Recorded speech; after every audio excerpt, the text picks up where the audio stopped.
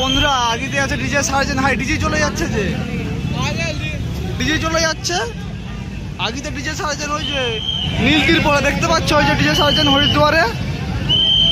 হ্যাঁ আগে এখানে দুখানা ডিজি দাঁড়িয়েছে, তাহলে ডবল ডিজিতে বাজবে ডিজে সার্জেন না? এই ডিজিগুলো কোথায় যাচ্ছে?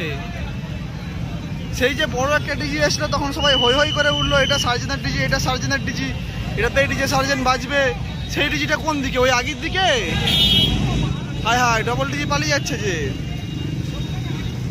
Sheep safety machinery and জেনারেটার্স।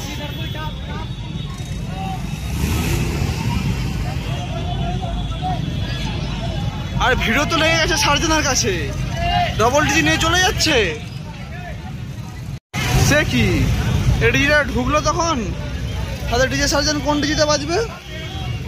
ওই যে ডিজে সার্জেন গো, ওই যে ডিজে সার্জেন দেখতে পাচ্ছ?